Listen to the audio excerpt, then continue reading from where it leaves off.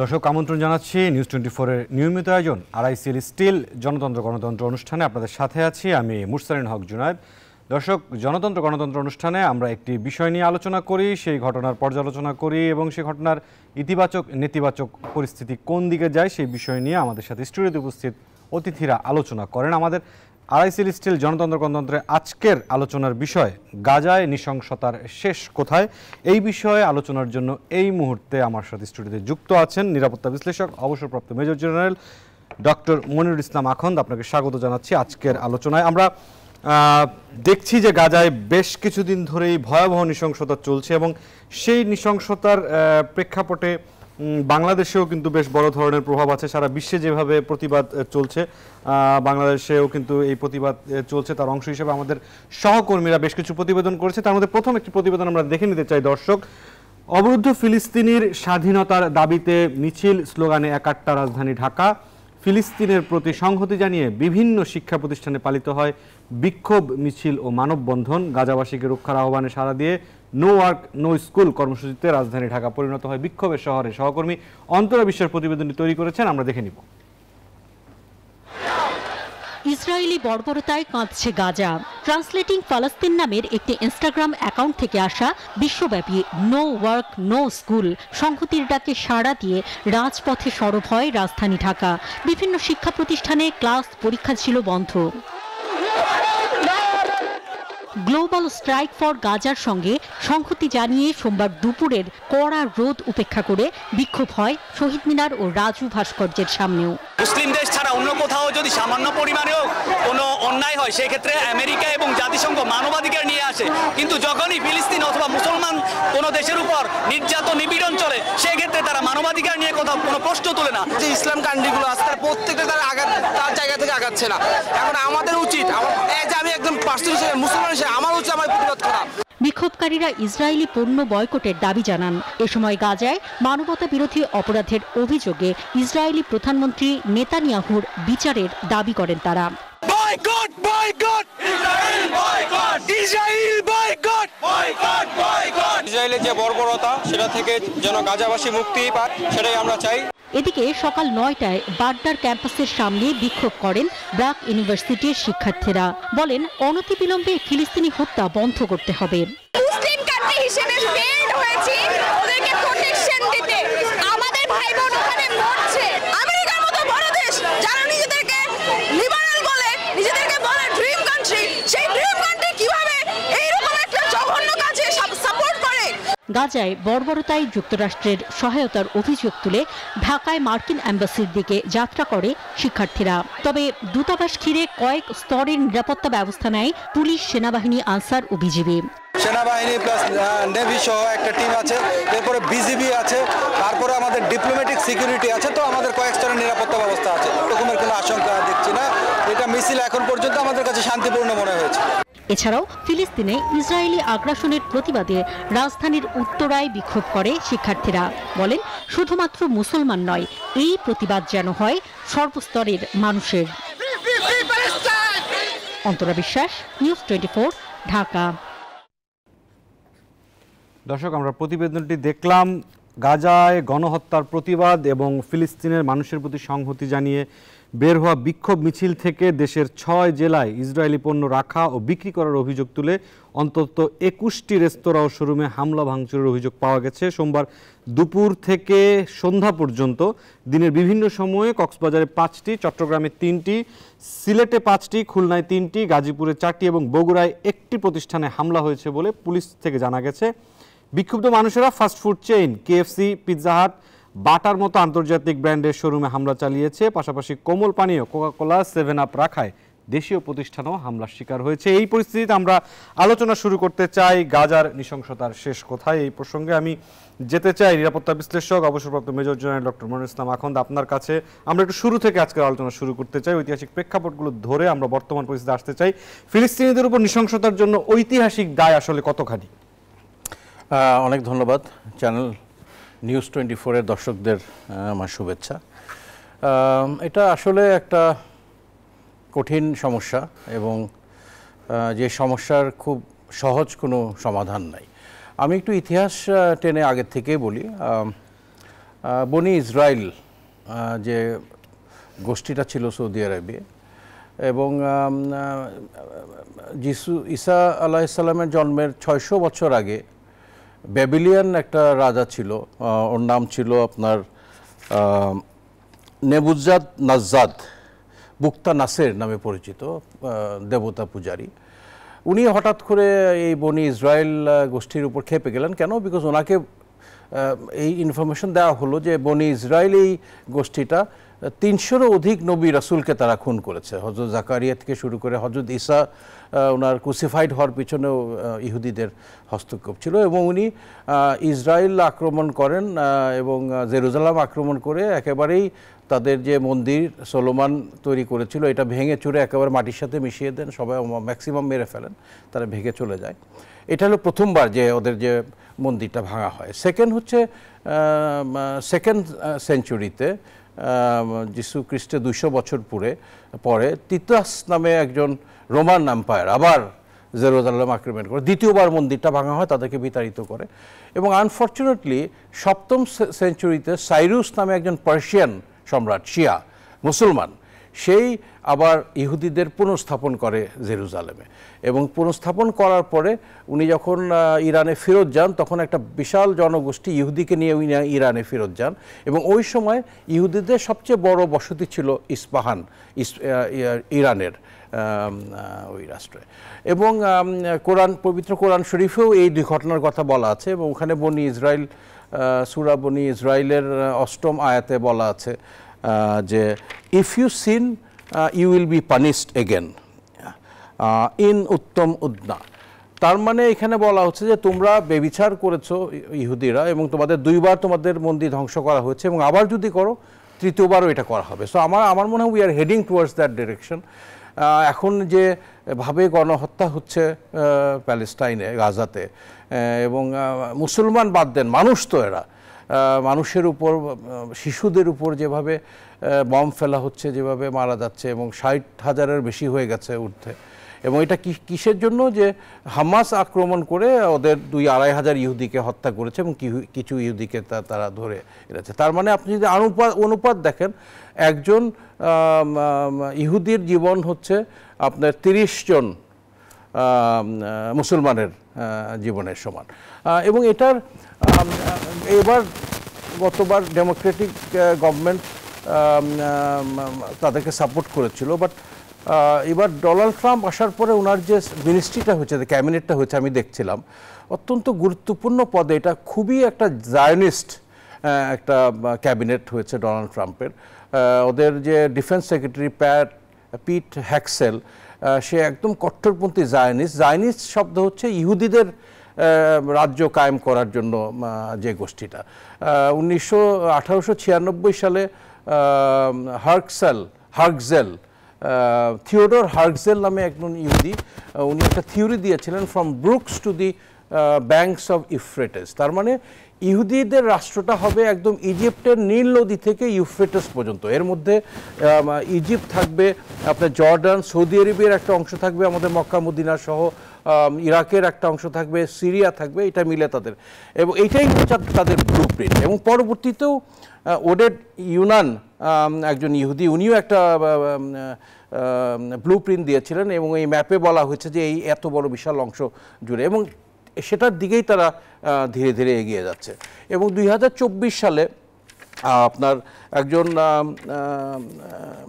ইসরায়েলের একজন politician Avi Lipkin, উনি বলেছেন eventually our borders will extend from Lebanon to the great desert, that means Saudi Arabia, and from the Mediterranean to the Euphrates. এই যেটা Theodor Herzl বলে গেছেন, I believe will also take Mecca Medina and Mount Sinai.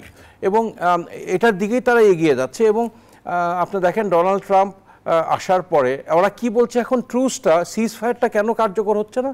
Because এখন USA এবং Israel দুজন মিলে বলছে যে আমাদের যে 59 ক্যাপটিভ আছে সবাইকে তোমাদেরকে ছেড়ে দিতে হবে, তারপরেই সিজ ফায়ারটা এফেক্টিভ হবে। এবং ফিলিস্তিনিরা ভয় পাচ্ছে, গাজার মুসলমানরা ভয় পাচ্ছে যে আমরা যদি এই 59কে ছেড়ে দেই সেই ক্ষেত্রে তো নির্বিকারে তারা বম করে আমাদেরকে একেবারে ধূলিসাৎ করে দিবে। সো আমরা আস্তে আস্তে তাদেরকে ছাড়বো, আস্তে আস্তে আমাদের কিছু দাবি পূরণ হবে। এইটার ভিত্তিতেই চুক্তিটা সিজ ফায়ারটা এখনো বাস্তবায়ন হচ্ছে না। এবং আপনি দেখেন ডোনাল্ড ট্রাম্প ক্ষমতায় আসার পর ইউক্রেন, যেখানে ইউরোপ এবং পাশ্চাত্য দুনিয়া ইউনাইটেড ছিল to support Ukraine against Russia, Vladimir Putin, অথচ ডোনাল্ড ট্রাম্প আসার পরেই মনে হচ্ছে যে সে চাচ্ছে যে ইউক্রেনের পক্ষ থেকে সে ইউএস সাপোর্টটা রাশিয়ার পক্ষে যাবে। এবং এটার কারণে ওদের শতাব্দী ধরে যে alliance between Europe and USA, এই ট্রেড ওয়ার এবং এই ফিলোসফির কারণে এটার মধ্যে একটা ফাটল দেখা দিয়েছে। এবং আমি দু একজন বন্ধুর সাথে কথা বলেছি, আমার ব্যক্তিগত অ্যাসেসমেন্ট হচ্ছে there is a reason behind it. এটা হতে পারে যে ট্রাম্প চাচ্ছে যে এই সমস্যার যদি সমাধান হয় এবং রাশিয়ার সাপোর্ট যদি ইউএসএ পায়, সেক্ষেত্রে ইকোনমি অফ এফোর্ট তাদের এফোর্টটা ইসরায়েলের পক্ষে দিতে পারবে এবং হয়তো রাশিয়ার সাথে একটা চুক্তি করে ইসরায়েলের বর্ডারটা আরও এক্সপ্যান্ড করা যায় কিনা, মুসলমানদের দেশগুলো আশেপাশে যে দেশগুলো আছে এগুলা আবার দখল করা যায় কিনা, এটা একটা অভিসন্ধান তাদের মধ্যে এই প্ল্যানটা হতে পারে। এটা নিয়ে I am very fearful. But আপনি আপনার আলোচনার মাঝখানে আমি তাহলে একটু হস্তক্ষেপ করি, কারণ আপনি যে ম্যাপিং এর কথা বলছেন, অর্থাৎ ইসরায়েলের যে তাদের যেই বোদ্ধারা তারা যে ম্যাপিং গুলো বলছে, তো ফিলিস্তিনের এই মহাবিপর্যয়ের জন্য আরব দেশগুলোর আসলে দায় কতখানি, বা এই মহাবিপর্যয় ঠেকাইতে আরব দেশগুলো আসলে দায়িত্ব কেন নিচ্ছে? It's very sad. দেখেন এই যে আরবদের মধ্যে পাশ্চাত্য, কারণ আপনি বলছেন যে বোদ্ধাদের যে ম্যাপিং, সেই ম্যাপিং এ তো আরব দেশগুলো রয়েছে। অ্যাবসলিউটলি। এবং দেখেন এই যে 1973 সালে ইজিপ্ট যখন ইসরায়েল আক্রমণ করে, তার একটা বড় অংশ দখল করে ফেলে, তখন মার্কিন যুক্তরাষ্ট্রের সাহায্যে কোনোভাবে একটা সিজ ফায়ার করা হয়। এবং তখনই মার্কিন যুক্তরাষ্ট্র এবং ইসরায়েল প্ল্যান করে যে মুসলমানদের ইউনাইটেড রাখা যাবে না, তাদের মধ্যে একটা বিভক্তি, একটা ডিভিশন ক্রিয়েট করতে হবে। এবং কিসের উপর ভিত্তি করে ডিভিশনটা করা যায়? ধর্ম, শিয়া এবং সুন্নি। এবং এই শিয়া এবং সুন্নি বিভেদটা কিন্তু একেবারেই পাশ্চাত্য দুনিয়া, ইসরায়েল এবং ইউএসএর দ্বারা সৃষ্ট একটা সম্পর্ক। এবং ইউএসএর একটা কোভার্ট পলিসি, যেটা সারা দুনিয়াকে তারা বলে, একটা হলো ওভার্ট পলিসি। এবং আমার অ্যাসেসমেন্ট হচ্ছে ওভার্টলি উপরে তারা বলে যে আমরা সুন্নিদের বন্ধু, তাদের দুইটা বড় বেস আছে ইউএসএর, একটা কুয়েতে এবং কাতারে, এবং কোভার্টলি তারা সাপোর্ট করে ইরানকে। এবং কিছুদিন আগে ইরান এবং ইসরায়েলের মধ্যে যে ফায়ার বিনিময় হলো, আপনি দেখেন কোনো হতাহত নাই। আমরা যখন যাকে পছন্দ করি না তাকে যখন গুলি করব, 10টা গুলি করব, 9 জন মারা যাবে। অথচ এখানে শত শত মিসাইল ছাড়া হলো, দুই পক্ষেরই কোনো হতাহতের কোনো খবর নাই, এবং সবাই জানে যে একজন আরেকজনকে মিসাইল ছুড়বে। সো এটা একেবারে একটা নাটক ছিল, একটা সিনেমা ছিল। এবং just to show the world that actually ইরানই হচ্ছে ইসরায়েলের সবচেয়ে বড় শত্রু। বাট আমার মতে, এবং যারা বুঝে তাদের মতে, হচ্ছে ইরানই হচ্ছে দি ক্লোজেস্ট ফ্রেন্ড অফ ইসরায়েল, এবং Iran is also a very close friend of USA. Because USA যখন ইরাকের বিরুদ্ধে স্যাংশন দেয়, ওই সময়টাতে 500,000 children died in Iraq, 1.5 million people died because of the sanction. যখন ইউএসএ ইরানকে স্যাংশন দিল, ওই স্যাংশনের ভিতরে নানা রকমের গ্যাপ। ওখানে বলা হলো যে একটা কোম্পানি যদি তৃতীয় কোনো দেশে যদি রেজিস্টার্ড হয়, তারা ব্যবসা করতে পারবে। ওই স্যাংশনের মধ্যেও কোকাকোলা ব্যবসা করেছে আপনার ইরানে, এবং not a single person died in Iran because of this sanction. So এটা আমাদের ব্যর্থতা মুসলমানদের। আমাদের এত বড় একটা মুসলমান, এত ধনী রাজ্যগুলো ওখানে থাকা সত্ত্বেও they can't get united against Israel. এবং তারা Saudi Arabia, UAE, Qatar, Kuwait সবাই মনে করছে ব্যক্তিগতভাবে we are the best friend of USA, but unitedly they can't work, but they are making a mistake. সবাই ভাবছে যে একা একা আমরা গোপনে যুক্তরাষ্ট্রের বন্ধু, but actually nobody is their friend, it is Israel who is the only friend of USA there. এবং ইসরায়েলের স্বার্থ দেখার জন্য তারা যে কোনো অ্যাকশন নিতে পারে, এবং খুব ইজিলি। শুধু সৌদি আরবিয়া এবং ইজিপ্ট যদি ইউনাইটেড হয় against Israel, they will not be able to survive. আপনার কাছে আরেকটি প্রশ্ন যেটি করতে চাচ্ছি, যে আপনি আপনার প্রথম আলোচনায় একটি যুদ্ধের প্রসঙ্গ এনেছেন, সেটি একটু বলতে চাচ্ছি যে 75 বছর, অর্থাৎ প্রায় 7.5 দশক, 4 বার আরব ইসরায়েল যুদ্ধ হয়েছে এবং প্রতিবার আরবরা পরাজিত হয়েছে। এই যুদ্ধের ফলাফলে আসলে আরবরা পরাজিত হলেও কোণঠাসা হয়েছে মূলত ফিলিস্তিনিরা। প্রশ্নটি হচ্ছে, ফিলিস্তিনিরা এককভাবে উল্লেখযোগ্য কোনো প্রতিরোধ গড়ে তুলতে পারলো না কেন, যখন এই ঘটনাটি অনেক আগের থেকেই ঘটছে, দীর্ঘ লম্বা সময় ধরে এই দ্বন্দ্ব চলছে? এটা কি সম্ভব? একটা গরিব রাষ্ট্র, টাকা নাই, অর্থ নাই, অস্ত্র নাই, সেনাবাহিনী নাই। ফিলিস্তিনিদের পক্ষে একা সারা মুসলিম উম্মা একসাথে হয়ে ইসরায়েলের বিরুদ্ধে দাঁড়াতে পারছে না। Because when you have a elder brother and a guardian and a father like USA, সেখানে ফিলিস্তিনের মতো হাতে গোনা কিছু ব্যক্তিরা কিভাবে অ্যাকশন তাদের। এবং আপনি ইউনাইটেড স্টেটসে দেখেন দ্যাট ওখানে মার্কিন যুক্তরাষ্ট্রে ইহুদিদের জনসংখ্যা হচ্ছে অনলি 1.9%, 1.9%। তাদের অলরেডি 6টা সিনেটর আউট অফ 100, তার মানে 6% সিনেটর। এবং আমি এই ডোনাল্ড ট্রাম্পের ক্যাবিনেটে দেখছিলাম there are 13 Jews including secretary of commerce, secretary of environment, অনেক ইম্পর্টেন্ট গুরুত্বপূর্ণ পদে। মার্কিন যুক্তরাষ্ট্রের most influential group are the Jews এবং second most influential group are the Indians.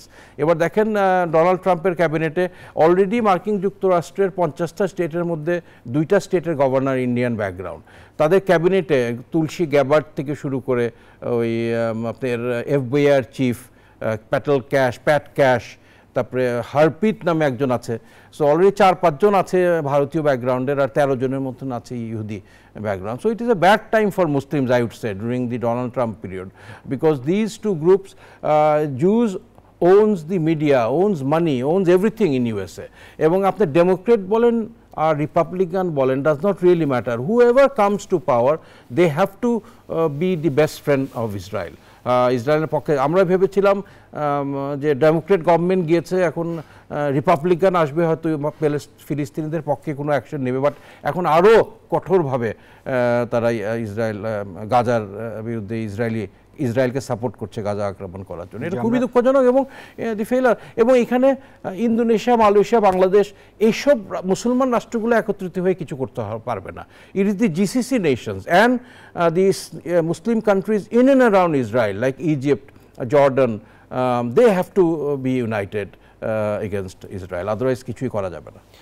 Yasir Arafat পরবর্তী ফিলিস্তিনি রাজনৈতিক নেতৃত্ব এমন কেউ কেন তৈরি হলো না? বিশ্বে উল্লেখযোগ্য কোনো অবস্থান তৈরি করতে পারলো না কেন? ওয়েল, ফিলিস্তিনিদের মধ্যে তো কোনো নেতৃত্বই গড়তে দিচ্ছে না Israel. whenever somebody is becoming a bit influential, এখানে ইসরায়েলকে দায় আমরা যতখানি দিব, ফিলিস্তিনের রাজনৈতিক নেতৃত্ব যারা, তাদের আসলে দায় কতখানি দেবেন? তারা কি কোনো ধরনের পক্ষপাত দুষ্ট হয়ে আছেন, দুর্নীতি পরায়ণ হয়ে আছেন, নাকি নিজেদের মধ্যে বিভক্তিতে আছেন? আমার মনে হয় এটা কোনোটাই না। তারা দুর্নীতিগ্রস্তও না, তার নিজেদের মধ্যেও দ্বন্দ্ব তেমন একটা নাই। বাট আপনি দেখবেন যে গত 10 বছরের ইতিহাসে দেখেন কি পরিমাণ ফিলিস্তিনি নেতাদের অ্যাসাসিনেট করেছে ইসরায়েল। যেই একটু উঠে দাঁড়িয়েছে, যার কথাই একটু ফিলিস্তিনিরা শোনা শুরু করেছে, he has been assassinated and nobody has been punished. Israel did never have to answer for any killing that took place in Israel, in Gaza or Philistine. So এখানে আসলে এত কম জনসংখ্যা, তাদের মেরে তো শেষ করে দিয়েছে, তাদের কিছুই নাই। একটা কাজ করতে গেলে তাদের পারমিশন নিয়ে যেতে হয়। সো আসলে আমাদের বাকি জিসিসি দেশগুলো, বিত্ত সম্পন্ন দেশগুলোর সাপোর্ট ছাড়া ফিলিস্তিনের, প্যালেস্টাইনের সার্ভাইভ করাটাই খুব difficult. Yasir Arafat was a great leader, ওখান থেকেই আসলে সংগ্রামটা শুরু হয়। বাট তার লেগেসি ক্যারি করার মতন পরবর্তীতে ওরকম লিডার আমি দেখি নাই প্যালেস্টাইনে। না, সেক্ষেত্রে আপনি কি কোনোভাবেই আসলে স্থানীয় ফিলিস্তিনিদের দায় দেখছেন না? শুধুমাত্র তাদেরকে অ্যাসাসিন করা হচ্ছে, এই কারণে হচ্ছে না, এটিকেই সামনে নিয়ে আসবেন? না, আপনি কি ধরনের দায় দেবেন? What do you want to say? মানে are they fighting or acting in favour of Israel? সেটা তো না। তাহলে তো ইয়াসির আরাফাতকেও অ্যাসাসিন করা যেত। জি, করা যেত। এখন Yasser Arafat reach such a level, international level, যে তার বিরুদ্ধে এরকম অ্যাকশন নেওয়াটা হয়তো ইসরায়েল তখন মনে করেছে এটা তাদের পক্ষে যাবে না। যেরকম এখন আমি এবং ইউএসএ এবং ইসরায়েল যে অ্যাকশনগুলো নিচ্ছে, আপনি কেন পাশ্চাত্য দুনিয়া, ইউরোপ এবং ইউএসএ ইসরায়েলকে সাপোর্ট করতো? Because of the holocaust. দ্বিতীয় বিশ্বযুদ্ধের সময় জার্মানিতে হিটলার যে পরিমাণ ইহুদি হত্যা করেছে, সেই মায়ার কারণেই কিন্তু তারা এতদিন পর্যন্ত ইসরায়েলকে সাপোর্ট করে আসছিল। বাট এখন যখন ইউরোপিয়ান দেশগুলো দেখছে যে ইসরায়েল উল্টা আপনার মুসলমানদের হত্যা করছে, শিশুদের হত্যা করছে, আস্তে আস্তে কিন্তু ইউরোপের সাপোর্টটা তারা আস্তে আস্তে হারিয়ে ফেলবে। এবং I think they will lose much more than they gain through the recent activities.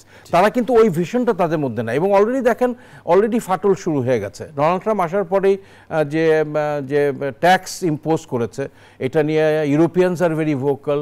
Canada যে বরাবর ইউএসের চাকর ছিল, ইউএস যা বলতো উঠতো আর বসতো, তারা কিন্তু দে আর ভোকাল এগেনস্ট ইউএসএ।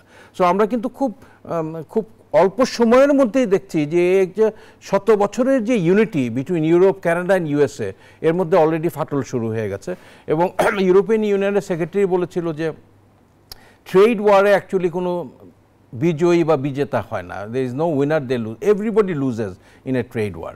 একটা সম্মুখ যুদ্ধে এক দল হারবে, এক দল জিতবে, বাট ট্রেড ওয়ারে কিন্তু উভয় পক্ষই হারবে। So that means it expresses their anger and dissatisfaction against the US policy. সাথে সাথে ইউক্রেন নিয়ে ডোনাল্ড ট্রাম্প যে কাজটা করছে, যে সারা পাশ্চাত্য দুনিয়া ইউক্রেনকে সাপোর্ট করছিল, সেটা তুলে দিয়ে এখন ট্রাম্পের কথা শুনে মনে হচ্ছে সে বরং ভ্লাদিমির পুতিন রাশিয়াকে সাপোর্ট করছে। তো এটা নিয়ে আমি মনে করি this is a very high time war এই যে ইউনিটিটা ইজ বিকামিং উইক এবং এই যে একটা অ্যালায়েন্স ছিল, এই অ্যালায়েন্সটা দুর্বল হয়ে যাচ্ছে এবং এটা this is an indication that. এবং মনে রাখবেন যে দেখেন মানুষের ধৈর্যের একটা সীমা থাকে। আমাদের বিগত সরকার ফল হলো আপনার অনেক বছর কিন্তু কেউ কিছু বলতে পারেনি, বাট যখন একটা সময় হলো যে people could just not tolerate, তখন সকল জনগণ একত্রিত হয়ে একটা সরকারকে তারা পতন করলো। এবং আমি মনে করি যে Israel is also heading towards that direction, যে এই অবিচার ব্যবিচার করতে করতে এমন একটা স্টেজ আসবে তখন এটা সহ্য সীমার বাইরে চলে যাবে, তখন সমস্ত দুনিয়া একত্রিত হবে ইনক্লুডিং ইউরোপ এবং to fight or talk against Israel. ধন্যবাদ। আমরা একটু বিরতি থেকে আসি। দর্শক, আরআইসিএল স্টিল জনতন্ত্র গণতন্ত্রের কথা হচ্ছে, গাজার নৃশংসতায় শেষ কোথায় এই বিষয়ে একটি বিরতির সময় হলো, ফিরবো, আরও আলোচনা হবে, সাথেই থাকুন। দর্শক, বিরতির পর আবারও আমন্ত্রণ আরআইসিএল স্টিল জনতন্ত্র গণতন্ত্র অনুষ্ঠানে। কথা হচ্ছে গাজা নৃশংসতার শেষ কোথায়।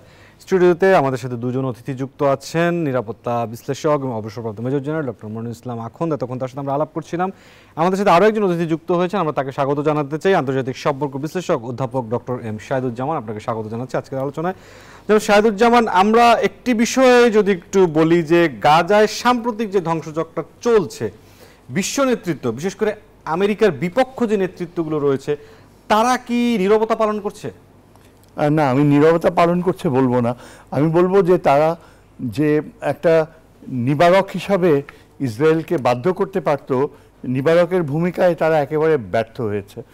এর অনেক রকম সার্কামস্টান্সেস রয়েছে এবং আরব বিশ্বে বেশিরভাগ দেশগুলোই আপনার বিভক্তি রয়েছে নিজেদের মধ্যে, তাদের নিজেদের যেমন শিয়া সুন্নি ডিসপিউট রয়েছে। এখানে সবচেয়ে ভোকাল যেই দেশটি মার্কিন যুক্তরাষ্ট্রের সাথে একেবারে চিরশত্রুতা, ইরানই সবচেয়ে বেশি অগ্রসর হয়েছিল সামরিক দিক থেকে ইনডিরেক্টলি এই প্যালেস্টিনিয়ানদেরকে সাহায্য করতে। কিন্তু ইরানে যে বছরখানেক আগে যে একটা বিয়োগান্তক ঘটনা ঘটলো, প্রেসিডেন্ট মৃত্যুবরণ করলো, তারপর থেকে ইরানের রোলটা অনেকটা স্তিমিত হয়ে গিয়েছে। অথচ আমরা আশা করতে পারছিলাম যে ইরানে যদি নিউক্লিয়ার প্রোগ্রাম তাদের শেষ পর্যন্ত সাকসেসফুলি শেষ হতো, তাহলে হয়তোবা তারা ইসরায়েলের উপর একটা নিবারকের এককভাবেই কাজ করত। যেই দেশটি সবচেয়ে ম্রিয়মাণ হয়ে আছে মধ্যপ্রাচ্যে, যার প্রতি মুসলিম বিশ্ব তাকিয়েছিল, সেটি অবভিয়াসলি টার্কির এরদোগান যথেষ্ট আগ্রহ দেখিয়েছিল। ইজিপ্টের সাথে তার আলোচনা হয়েছে যে ইজিপ্ট টার্কির সাথে একত্রিত হয়ে ইসরায়েলকে চাপ দিবে, ইরানও তখন ছিল। কিন্তু গত কয়েক মাসে আমরা দেখতে পাচ্ছি যে প্রেসিডেন্ট এরদোগান অনেকাংশেই ম্রিয়মাণ হয়ে গিয়েছে এবং এর একটা বড় কারণ হচ্ছে যে আরব বিশ্বে ইজিপ্ট প্রেসিডেন্ট সিসি কোনোভাবেই একটা ঝুঁকির মধ্যে যাবে না ইসরায়েলকে কনফ্রন্ট করতে। সেখানে তার একটা বৈধতা সংকট রয়েছে, আর তাছাড়া মার্কিন যুক্তরাষ্ট্র তাকে একটা সর্বাত্মক চাপের মধ্যে রেখেছে। সৌদি আরবে যদিও এখন নতুন প্রজন্ম অনেকটা ক্ষমতায় এসছে, তাদের দৃষ্টিভঙ্গিও কিন্তু আগে ওই রাজতন্ত্রের চিন্তাধারায় থেকে ডেভিয়েট করে যায়নি। এছাড়া যেই দুটি বৃহৎ শক্তি দূর থেকে তারা অনেক কাছে এসে ইসরায়েলকে রেস্ট্রেইন করতে পারত, তার মধ্যে অনেক আশাবাদী একটা রোলে এসেছিল রাশিয়া প্রায় বছর দুয়েক আগে ইসরায়েলের এই ধরনের ভূমিকার সময় তারা ভূমধ্য সাগরে তাদের নৌজাহাজও পাঠিয়েছিল এবং সেটা কিন্তু কিছুটা হলেও একটা নিবারকের কাজ করেছে। এবার রাশিয়া সেই অবস্থানে যায়নি এবং এটা বোঝা যায় যে প্রেসিডেন্ট পুতিন অনেকাংশেই প্রেসিডেন্ট ট্রাম্পের সাথে তার একটা ব্যক্তিগত ইকুয়েশন রয়েছে, যার কারণে রাশিয়া রেস্ট্রেইনড হয়ে আছে। চীনও এগোয়নি, কারণ চীনের পররাষ্ট্রনীতি এমন কোনো অবস্থানে নেই যে ইসরায়েলকে চাপ দেবে, বা মার্কিন যুক্তরাষ্ট্রের সাথে তার এখন যে ট্রেড নেগোসিয়েশনস চলছে সেখানে সে সেটাকে ক্ষতিগ্রস্ত করবে। কাজেই অন দ্য হোল বলা যায় যে আরব বিশ্বে দীর্ঘ সময় ধরেই তাদের যে সামরিক সামর্থ্য সেটা রিয়েলি ওইভাবে গড়ে ওঠেনি। এবং একটা বড় বিষয় হচ্ছে যে ইসরায়েল তার আণবিক অস্ত্রায়নের বাস্তবতায় থাকায় এবং মার্কিন যুক্তরাষ্ট্র ইসরায়েলের পক্ষে থাকায় নিশ্চিতভাবে মার্কিনী যুদ্ধজাহাজ এতখানি প্রস্তুতি নিয়ে সেখানে থাকে, অন্তত 2টা এয়ারক্রাফট ক্যারিয়ার থাকে এবং মার্কিনী যুদ্ধজাহাজগুলো খুবই এফেক্টিভলি যেসব মিসাইলসগুলো ইসরায়েলের দিকে এসছে, ইরান যখন সর্বাত্মক প্রয়াস নিয়েছিল তার 80%ই মার্কিন যুক্তরাষ্ট্রের যুদ্ধজাহাজ থেকে ধ্বংস করে দেয়া হয়। এবং এবারও প্রেসিডেন্ট ট্রাম্পের সময় মার্কিন যুক্তরাষ্ট্র সম্পূর্ণভাবে প্রস্তুত ছিল যে ইসরায়েলের পক্ষে সে এই যুদ্ধে হয়তো অংশগ্রহণ করত যদি ইরান বা টার্কি কোনোভাবে ইনভলভড হয়ে যেত। কাজে এটাই আমরা একটু যেতে চাই নিরাপত্তা বিশ্লেষক অবসরপ্রাপ্ত মেজর জেনারেল ডক্টর মনিরুল ইসলাম আখন্দ আপনার কাছে। জাতিসংঘ বিশ্ব শান্তি অক্ষুণ্ণ রাখার প্রত্যয় গঠিত হয়েছে, ফিলিস্তিনের বিষয়ে তাদের ভূমিকা আসলে প্রশ্নবোধক কেন? It's a very good question. আপনি দেখেন যে রিসেন্ট ইতিহাসে 2টা রাষ্ট্র খুব দ্রুত স্বাধীনতা পেয়েছে, একটা হচ্ছে সাউথ সুদান আর একটা হচ্ছে ইস্ট তিমোর। এবং এই 2টা রাষ্ট্রই কিন্তু খ্রিস্টান অধ্যুষিত 2টো রাষ্ট্র এবং তারা বিভক্ত হয়েছে কার কাছ থেকে? একটা মুসলিম একটা দেশ থেকে তারা বিভক্ত হয়ে স্বাধীনতা পেয়েছে এবং খুব অল্প সময় 7-8 বছর ব্যবধানে তারা স্বাধীনতা পেয়েছে। এবং ফিলিস্তিনিদের প্রবলেমটা মুসলমানদের সমস্যা, তারা মুসলমান এবং সেটা তো এখন 75 বছর বয়স হলো এই সমস্যার সমাধান তো হয়ই নাই, এটা বড় আস্তে আস্তে আরও খারাপ হয়েছে সমস্যাটা। প্যালেস্তিনিদের যে জায়গাটা ছিল এটা আরও ছোট হয়ে আসছে। যদিও জাতিসংঘ ওখানে কয়েকটা মিশন আছে, বাট মিশনগুলো খুবই ইনকেপেবল, নট এনাফ। এবং আমি মনে করি যে জাতিসংঘ does not dare to take an action against the will of United States of USA. United States of America are the largest donor to UN. যদিও ডোনাল্ড ট্রাম্প বলেছে যে এবার তাদের চাঁদাটা কিছু কমিয়ে দিবে, বাট আমি মনে করি যে পাশ্চাত্য চাপেই জাতিসংঘ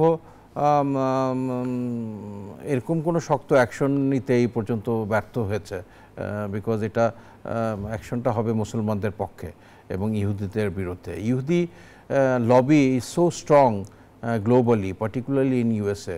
Even United Nations don't dare to take any drastic action against Israel, আমার ধারণা। কিন্তু ডক্টর আখন্দ, এই বিষয়টি তো ইহুদিরা নিজেদের যে শক্ত অবস্থানে এসেছে এটা একদিনে করেনি, তারা একটি লম্বা সময় ধরে চর্চা করে করে তারপর এসেছে।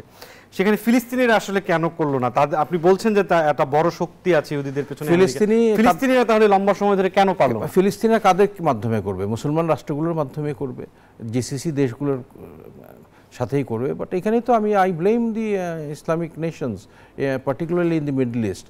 এই জিসিসি দেশগুলো যাদের অর্থায়ন ছিল, যাদের সক্ষমতা ছিল, সবাই ব্যক্তিগতভাবে মার্কিন যুক্তরাষ্ট্রের সাথে সম্পর্ক ভালো রাখতে চায়। কাতার তাদের একটা বিশাল জায়গা দিয়ে দিয়েছে একটা বেস করার জন্য, কুয়েত একটা বিশাল জায়গা দিয়ে দিয়েছে। আমি 2000 সালে একটা কুয়েতি অফিসারের সাথে একটা ট্রেনিং করছিলাম, ও বলছিল যে ইরাক যুদ্ধের আগে ইউএসএ কুয়েতকে $1 বিলিয়ন অফার দিচ্ছিল, তোমরা একটা ছোট জায়গা দাও, আমরা একটা বেস করব। এবং ইরাক কুয়েত যুদ্ধটা হওয়ার পরে কুয়েত বরং উল্টা $1 বিলিয়ন দিয়ে তাদেরকে জায়গা করে দিয়েছে। So long the Middle East is divided, Israel will be secured and USA will be able to sell billions and billions of dollars of arms and ammunition to to the Middle East. তো ফিলিস্তিনিদের যারা support করার কথা, they have not come forward, they did not get their help. But ইহুদিদের পক্ষে যারা কাজ করবে পাশ্চাত্য দুনিয়া, খ্রিস্টান দুনিয়া, অথচ দেখেন ঈসা আলাইহিসসালামের মৃত্যুর পিছনে কিন্তু ইহুদিরাই দায়ী, দে আর দি ওয়ান হু কনস্পায়ার্ড। অথচ এখন দুনিয়াটা এমন হয়ে গেছে, ইসরায়েলরা তারা পলিটিক্স করে এমন একটা পরিস্থিতি করেছে যে মুসলমানরাই খ্রিস্টানদের শত্রু হয়ে গেল, ইসরায়েলরাই তাদের একটা জাস্ট একটা জোক কিছুক্ষণ আগে পড়ে আসলাম যে একজন চাইনিজ, একজন আমেরিকান আর একজন ব্রিটিশ, তারা দোজকে, একটা গল্প দোজকে, তো স্কাই লাইনের মাধ্যমে বেজেল ওখানে একটা টেলিফোনের ব্যবস্থা করেছে। তো চাইনিজ সে ব্যক্তি চাইনিজ গভর্নমেন্টের সাথে 1 ঘন্টা 20 মিনিট কথা বললো, তার বিল আসলো $100,000। ব্রিটিশ গভর্নমেন্টের সাথে কথা বললো, তার $200,000। আমেরিকান লোকটা ডোনাল্ড ট্রাম্পের অফিসে কল করলো, অনেকক্ষণ 1 ঘন্টা কথা বললো, মাত্র $5 বিল আসলো। তো বললো কী ব্যাপার, আমেরিকাতে এত কম বিল আসলো কেন? বললো যে ডোনাল্ড ট্রাম্প টেক ওভার করার পরে we are considering US administration as part of hell. সুতরাং এটা লোকাল কল, এই জন্য বিল অনেক কম, ওগুলো ইন্টারন্যাশনাল কল ছিল থেকে একটু বিল বেশি। সো এটা একটা পারসেপশন। বাট এই যে ছাত্ররা যে করলো, আজকে প্রতিবাদ করলো, ভেরি গুড। আমরা মুসলমান, আমরা যে কোনো গণহত্যার বিরুদ্ধে আমরা দাঁড়ানো উচিত। বাট এই যে ব্যবসা প্রতিষ্ঠানগুলো ভাঙা, কেএফসি, পিৎজা, অন্য প্রশ্ন, আচ্ছা আচ্ছা ঠিক আছে, এটা পরে একটু ডক্টর শাহিদুজ্জামান আপনার কাছে একটু ছোট্ট করে উত্তর জানতে চাচ্ছি এই পর্বে, যে এই যে দ্বন্দ্ব, অসন্তোষ, বিভেদ ফিলিস্তিন এবং ইসরায়েল, ইহুদি এবং এই ফিলিস্তিন মুসলমান, এই জায়গাটিতে এটি একটি লম্বা সময়, ধ্বংসযজ্ঞের আরও আগে যদি যাই ঐতিহাসিক প্রেক্ষাপট থেকে, এই লম্বা সময় ধরে ফিলিস্তিনিরা নিজেদের যেখানে নিয়ে এসেছে এবং ইহুদিরা নিজেদের যেখানে নিয়ে এসেছে, সেখানে আপনি কোনটিকে আসলে চিহ্নিত করবেন? ফিলিস্তিনিদের যদি অভাব বলেন, দূরদর্শিতার অভাব না শক্তিশালী মিত্রের অভাব? শক্তিশালী মিত্রের অভাব, দূরদর্শিতার কোনো অভাব ছিল না। ফিলিস্তিনিরা একটা অত্যন্ত গর্বিত জাতি, তাদের শিক্ষার মাত্রাও অনেক উন্নত ছিল, অনেক ফিলিস্তিনি রয়েছে এখানে, শুধু মুসলমান নয়, খ্রিশ্চান ফিলিস্তিনিয়ানসরা রয়েছে। এডওয়ার্ড সাইদের নাম আমরা জানি, হান্নান আশরাউইর নাম আমরা জানি, খ্রিশ্চান ফুললি কমিটেড প্যালেস্টিনিয়ানস, তাদের দূরদর্শিতার কোনো অভাব নেই। এখন মিত্রতার ক্ষেত্রেই তারা সবচেয়ে আনফর্চুনেট। পৃথিবীতে এরকম বেশ কয়েকটি জাতি রয়েছে যারা জাতিসত্তা অত্যন্ত শক্তিশালী কিন্তু রাষ্ট্রীয় মর্যাদা পায়নি। ফিলিস্তিনিদের কাছাকাছি আমরা যদি কুর্দিশদের দিকে তাকাই, যদিও তাদের এখন ভূমিগত স্বকীয়তার দিক থেকে তারা বেশ ভালোই আছে, কিন্তু তাদের তো রাষ্ট্রপ্রাপ্য ছিল, কুর্দিশ তাদের হয়নি। ফিলিস্তিনিদের যে এই যে ধারণাটা ব্রিটিশরা কনস্পিরেসি করে সেই জায়গায় ইসরায়েল প্রতিষ্ঠিত করলো, আগামী দিনগুলো তাদের জন্য আরও করুণ হয়ে যাবে। এটাই আনফর্চুনেট, যদি না কোনো মিরাকল ঘটে। কেননা এই গ্রেটার ইসরায়েলের ধারণা এখনও পাকাপোক্ত হয়ে রয়েছে। মধ্যপ্রাচ্যের আরব বিশ্বের দেশগুলো যে গুণগত পরিবর্তন আসবে সেরকম সম্ভাবনা অত্যন্ত কম। আর ইরানের যা অবস্থা, ইরান কোনোভাবেই যুদ্ধে লিপ্ত হতে চায় না। তারা অনেক দূর চেষ্টা করেছে কিন্তু কোনোভাবেই আরব বিশ্বকে কাছে আনতে পারেনি।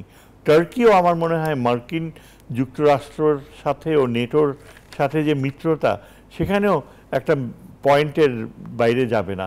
সুতরাং আজকে আমরা যে বাস্তবতা দেখতে পাচ্ছি, আমি তো বলতে বাধ্য হচ্ছি যে গ্রেটার ইসরায়েলের দিকেই যাচ্ছে এবং ফিলিস্তিনি পপুলেশনকে কিভাবে ইসরায়েলকে অ্যাবজর্ব করা যেতে পারে সেটাই এখন একটা মুখ্য বিবেচনার বিষয়। আমরা একটু বিরতি নিয়ে এসে আলোচনা আরো এগিয়ে নিয়ে যাব। দর্শক, আইএসএল স্টিল গণতন্ত্রের কথা হচ্ছে, গাজা নৃশংসতার শেষ কোথায়। সময় হচ্ছে একটি বিরতির, আরো আলোচনা হবে, ফিরছি, সাথেই থাকুন। দর্শক, বিরতির পর আবার আমন্ত্রণ জানাচ্ছি আইএসএল স্টিল গণতন্ত্র অনুষ্ঠানে। আমরা কথা বলছি গাজা নৃশংসতার শেষ কোথায়, দ্রুত আলোচনায় যেতে চাই।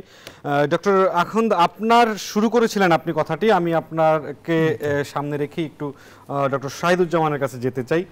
ডক্টর শাহিদুজ্জামান, 6 জেলায় ইসরায়েলি পণ্য রাখা ও বিক্রির অভিযোগ তুলে অন্তত 21টি রেস্তোরাঁ ও শোরুমে হামলা ভাঙচুর হয়েছে আজ সোমবার সারাদিন। এমন এক সময় ঘটনাটি ঘটেছে যখন দেশে বৃহৎ পরিসরে একটি আন্তর্জাতিক মানের বিনিয়োগ সম্মেলন চলছে। বাংলাদেশের ব্র্যান্ড ভ্যালু কোথায় দাঁড়াবে?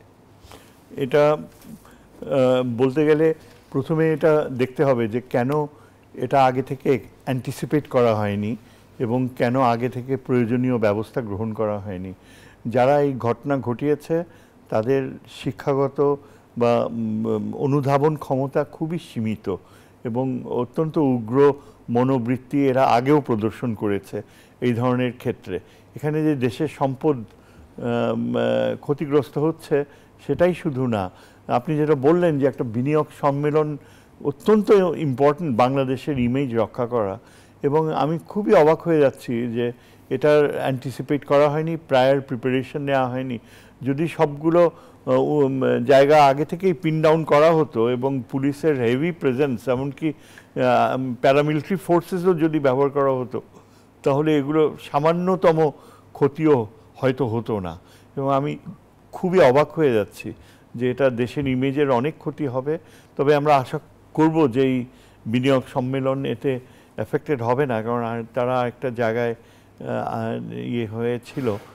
আর তাছাড়া অবশ্য অন্যান্য কিছু কিছু আশেপাশের দেশেও বোধহয় প্রতিবাদ হয়েছে, কিন্তু মাত্রা অনেক নিয়ন্ত্রণের মধ্যে ছিল, এখানে নিয়ন্ত্রণ ছিল না। আমরা একটু নিরাপত্তা বিশ্লেষক ডক্টর মনিরুল ইসলাম এখন আপনার কাছে যেতে চাই। আপনি প্রসঙ্গটি তুলেছিলেন, এই যেই গাজা গণহত্যার প্রতিবাদ এবং ফিলিস্তিনের মানুষের প্রতি সংহতি জানিয়ে যে কর্মসূচিগুলো, এগুলো সবই ছিল পূর্ব ঘোষিত, এটা সবকিছু আগের থেকে জানানো হয়েছিল। তারপরেও এই যে জেলাগুলোতে ঘটনাটি ঘটেছে এর প্রত্যেকটি কিন্তু fast food chain, KFC, Pizza Hut, butter মতো আন্তর্জাতিক প্রতিষ্ঠান, কোমল পানীয়, কোকাকোলা, 7 আপ রাখার জন্য দেশীয় প্রতিষ্ঠানও হামলার শিকার হয়েছে। তো এই যে পরিস্থিতিটি হলো, এটি কিভাবে দেখেন, এবং আবারও আসলে দেশের আইন শৃঙ্খলা বাহিনী পরিস্থিতি মোকাবেলায় ব্যর্থ হলো কিনা? এটা আমি স্যারের সাথে একেবারেই সম্পূর্ণ একমত। এটা দেশের একটা সম্পদ নষ্ট হয়, এবং আন্দোলনের সময় আমরা দেখেছি বড় বড় ফ্যাক্টরি পুড়িয়ে দিয়েছে, যেখানে শত শত হাজার হাজার বাংলাদেশিরা কাজ করতো, তাদের পরিবারের ভরণ পোষণ চলতো। এবং এটা কি হয়েছে, দেশের একটা ক্ষতি হয়েছে, এর বাইরে কিছু না। এবং it's very sad that the government could not anticipate such action. এটা খুবই অবভিয়াস ছিল, আমারই মনে হচ্ছিল যে এরকম একটা আক্রমণ হতে পারে, সেটা গভর্নমেন্ট কেন টের পেল না। এবং এটা হাতে গোনা কয়েকটা প্রতিষ্ঠান, এটা তো একটা সারা দেশব্যাপী, তো আপনাকে পুলিশ ডিপ্লয় করার কোনো প্রয়োজন নাই, ইচ্ছে করলেই এবং একটু দূরদৃষ্টি থাকলেই এই ব্যবস্থাটা নিতে পারতো। এটা খুবই দুঃখজনক, এবং এটা কোনোভাবেই অনপূর্বীয়, এটা আমাদের এটা it must not have happen. এবং আমি এই যে ইসরায়েল, গাজা, ইসরায়েল বা ফিলিস্তিন, ইসরায়েলের যে সমস্যা, আমার এটা 3টা রেকমেন্ডেশন, এর মধ্যে 4th রেকমেন্ডেশন হচ্ছে টু বয়কট ইসরায়েলি প্রোডাক্টস। আপনি কেএফসি খুলে রাখবে, অসুবিধা নেই, আপনি গিয়ে না খেলেই তো হলো। কেউ যদি তাদের কাছ থেকে পণ্য ক্রয় না করে, অটোমেটিক তো ব্যবসাটা বিফলে যাবে। সো তাদের দোকানপাট ভাঙার তো কোনো কারণ নাই। এবং এটা this is the 4th recommendation that I have, that you avoid products that are financing the Israeli government against ফিলিস্তিন। আমার প্রথম সমাধান আমি মনে করি যে এখানে ইউএসএ একটা দেশ, আমি দীর্ঘদিন ওখানে বসবাস করেছি, the people really have freedom of speech. এবং আমরা দেখেছেন কিছুদিন আগে, 2-1 দিন আগে 50টা অঙ্গরাজ্যে জনগণ রাস্তায় নেমেছে, এবং এই ডোনাল্ড ট্রাম্প, ইলন মাস্কের যে নীতির বিরুদ্ধে তারা প্রতিবাদ করেছে, এবং ওখানে ফিলিস্তিন, ইসরায়েলের ব্যাপারেও তারা কথা বলেছে। এবং আমি মনে করি আমেরিকান জনগণ আসলে দে আর ভেরি কনসিয়াস, তারা ন্যায়পরায়ণ। সরকার যেই সিদ্ধান্তই নেক না কেন, as American citizens I think they are except few. So এই আমেরিকান জনগণ যদি সরকারকে বাধ্য করতে পারে ইহুদিদের বা ইসরায়েলের পক্ষ থেকে সাপোর্ট তুলে আনার জন্য, অন্যায় সাপোর্টটা নিয়ে তুলে আনার জন্য, এটা this is number 1। Second is আপনার আরবদের ইউনাইটেড হতে হবে, দ্যাট আমরা বারে বারে ব্যর্থ হচ্ছি। এবং পাশ্চাত্য দুনিয়া, ইউএসএ, ইসরায়েল খুবই সফলভাবে তারা এই এই এই ডিভিশনটা ক্রিয়েট করে রেখেছে, এবং এই আরব রাজ্যগুলো ইউনাইটেড হতে পারছে না। থার্ড হচ্ছে we need the support of the European countries. Already আমরা দেখেছি অ্যালায়েন্সের মধ্যে একটা ভাঙন ধরেছে এই ট্রেড ওয়ার এবং ইউক্রেন ইস্যুতে। অলরেডি ইউরোপিয়ান দেশগুলো এখন মার্কিন যুক্তরাষ্ট্রের বিরুদ্ধে কথা বলছে। তো we have to work on that, এটা একটা তৃতীয়। এবং ফোর্থ হচ্ছে we have to avoid buying goods. এবং একটা নতুন ফিলোসফিক্যাল পলিসি হচ্ছে নিউকর্ন। আমি জানি না আপনারা জানেন কিনা দর্শকরা, নিউকর্ন ফিলোসফিতে বলা আছে the world will be ruled by the elite class people. এবং ডোনাল্ড ট্রাম্প এবং তার সরকার কিন্তু এটাতে বিশ্বাসী। আপনার ডোনাল্ড ট্রাম্প যখন ইনোগ্রেশন প্রোগ্রামে আপনি দেখবেন তার পিছনে কারা দাঁড়িয়েছিল, তেমন কোনো পলিটিশিয়ান আমি দেখিনি। All leading business people who are the elite are standing behind Donald Trump. এবং এই ফিলোসফিটা is getting very popular, that neocon philosophy. এটার বিরুদ্ধে আমাদের, এবং ইউএসএতে এটা সম্ভব। মার্কিন যুক্তরাষ্ট্রেই কিন্তু একটা কেনিয়ান বাবার একজন কালো লোক রাষ্ট্রপতি হতে পারে, এটা I can imagine that happening in Bangladesh, অন্য দেশের কেউ এসে বাংলাদেশের প্রধানমন্ত্রী হলো। সো মার্কিন যুক্তরাষ্ট্রে এটা সম্ভব, জনগণকে তাদের এই ভুল সিদ্ধান্তগুলোর পলিসিগুলোর বিরুদ্ধে রুখে দাঁড়াতে হবে, ইউরোপিয়ানদের আসতে হবে, আরব রাজ্যগুলো একত্রিত হবে, এবং আমরা সার্বিকভাবে মুসলমানরা সারা বিশ্বে আমরা ইসরায়েলি গুড আমরা বয়কট করব। ডক্টর মনিরুল ইসলাম আখন্দের কথা শুনলেন, ডক্টর এম শাহেদুজ্জামান আপনার সমালোচক বললেন বেশ কিছু সমাধানের কথা। আপনার মাধ্যমে আলোচনা আমি শেষ করতে চাই। দখলদার ইহুদি ইসরায়েল নৃশংসতার আদৌ কোনো শেষ আছে বলে আপনি মনে করেন কিনা? না, আদৌ কোনো শেষ নাই, কেননা এখানে একেবারেই ওরা বিবলিক্যাল, ওদের যে হোলি যে পবিত্র গ্রন্থগুলো সেগুলোকে তারা ব্যবহার করছে কিছুটা। এর পাশাপাশি আমরা ওই যে আরএসএসের অখণ্ড ভারত তত্ত্ব, যে ভারত এক হয়ে যাবে, এক ভারত থাকবে, হিন্দু ভারত থাকবে, এটা হচ্ছে ছোট সংস্করণ। ইহুদিদের যে চিন্তাধারা, তারা সবসময় মানে ইতিহাসে আমরা দেখছি that they have been the সবচেয়ে অভিশপ্ত জাতি, এবং তাদের প্রথম থেকেই তারা বিতাড়িত, তাদের কোনো হোমল্যান্ড থাকবে না। বাইবেলে বলেছে একটা হলোকাস্ট হবে, ইহুদি জাতি ধ্বংস হয়ে যাবে। আমি সত্যি ধর্মের এই ফোরকাস্টে আমি বিশ্বাস করি। আমার মনে হয় ইহুদি জাতিকে যদি ধ্বংস করা না হয়, এবং যেটা হিটলার করতে চেয়েছিল, এটা শুনতে খুব মানে একটু হাস্যকর মনে হলেও এটাই ইসরায়েলিরা ওই দিকেই যাচ্ছে। কেননা তাদের যে এই যে র্যাশনাল কণ্ঠস্বর, সেটা আস্তে আস্তে আরও স্তিমিত হয়ে যাচ্ছে। আমেরিকাতে আপনি যতই বলেন যে তারা অনেক সেন্সিবল বা যুক্তির পক্ষে, কিন্তু কি ঘটেছে এই যে ট্রাম্প আসার পরে, এখন গত মাসখানেক থেকে উইচ হান্ট, ফ্যাসিস্ট কান্ট্রিতে যা হয় তাই করছে। আমেরিকায় বেছে বেছে সব ছাত্র নেতারা যারা এই যে আন্দোলন করেছিল বিভিন্ন ইউনিভার্সিটিসগুলোতে, ধরে ধরে তাদের গ্রিন কার্ড হোল্ডার যারা, সেটাও ক্যান্সেল করে দিচ্ছে। আর ভুলে যাবে না, 3টা আইভি লিগ ইউনিভার্সিটির প্রেসিডেন্ট চাকরিচ্যুত হয়েছে, হার্ভার্ড, ইউপেন আর কলাম্বিয়া। এবং তাদের দোষ কি ছিল? তারা ওই ফিলিস্তিনের পক্ষে প্রসেশন করাটা সেইটুকু অ্যালাউ করেছিল। আমি দেখেছি আমেরিকান কংগ্রেসের সেশনে কিভাবে চরম মানে আক্রোশের মাধ্যমে হার্ভার্ডের প্রেসিডেন্টকে এবং কলম্বিয়ার প্রেসিডেন্টকে অপমান করেছে এই সেনেটর দুজন, যে একদম সরাসরি যে what do you mean by ethics and morality. আমাদের ফরেন পলিসি হচ্ছে ইসরায়েলের পক্ষে, no matter right or wrong, we are for Israel. এই ভাষা এখনও ব্যবহার করা হচ্ছে।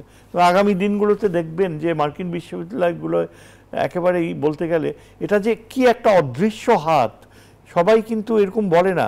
শুধু নর্থ ইস্টে ম্যাসাচুসেটসে আর মিনেসোটা স্টেট মিডওয়েস্টে, যেখানে স্ক্যান্ডিনেভিয়ান অরিজিন পিপল থাকে, এই দুটো স্টেটেই আমি দেখতে পেয়েছি কিছুটা র্যাশনালিটি কাজ করে জনগণের মাধ্যমে আর সেনেটরদের মাধ্যমে। কিন্তু অন্য প্রত্যেকটা স্টেট, ডেমোক্রেট হোক আর রিপাবলিকান হোক, তাদের যে সাপোর্ট টুয়ার্ডস ইসরায়েল, মানে এখানে America ceases to be a democracy. আমি তো আনফর্চুনেটলি আমাকে এই কথাটাই বলতে হচ্ছে যে সেই 60-এর দশকে আমরা দেখেছি বার্কলেতে অ্যান্টি ভিয়েতনাম প্রোটেস্ট, তখন আমাদের স্কুল ইয়ার্স ছিল, কিভাবে ধরে ধরে এমনকি গুলি করে মেরেও ফেলা হয়েছিল কেন্ট স্টেট ইউনিভার্সিটিতে ন্যাশনাল গার্ড। এখানেও সেই পথেই যাচ্ছে। আজকে 2025, এই সময়ে আমেরিকাতে যেভাবে ধরপাকড় করা হচ্ছে, এখন যদি বৃহত্তর ইয়াঙ্গার জেনারেশন ইউনিভার্সিটিসগুলোতে ক্ষোভে রাগে নেমে আসে, সেরকম কি হবে? সেরকম বাংলাদেশে হয়েছে, সরকারকে পদত্যাগ করতে হয়েছে। কিন্তু আমার মনে হয় না যে মার্কিন যুক্তরাষ্ট্রে সেরকম হবে, কারণ there is a deep state, there is a invisible government, যাদের এত প্রচণ্ড অর্থনৈতিক সামর্থ্য এবং যারা এত বেশি মিলিটারি ইন্ডাস্ট্রিয়াল কমপ্লেক্সকে নিয়ন্ত্রণ করে যে তাদের হাতের বাইরে জায়নিস্ট পাওয়ারের ক্ষমতাকে বৃহত্তর আমেরিকা সরাতে পারবে, সেই রকম মূল্যবোধ এখনো বোধহয় আমেরিকাতে আসে নাই। জি, অধ্যাপক ডক্টর এম শাহেদুজ্জামান এবং অবসরপ্রাপ্ত মেজর জেনারেল ডক্টর মনিরুল ইসলাম আখন্দ, আপনাদের দুজনকে অসংখ্য ধন্যবাদ আজকের আড়াইসি লিস্টের জনতন্ত্র গণতন্ত্রে যুক্ত হওয়ার জন্য। দর্শক, বিশ্বের সবচেয়ে দীর্ঘস্থায়ী দখলদারিত্ব, সহিংসতা ও মানবাধিকার লঙ্ঘনের শিকার ফিলিস্তিনিদের কান্নার শব্দ পরিণত হোক হাসির উচ্চ কণ্ঠে।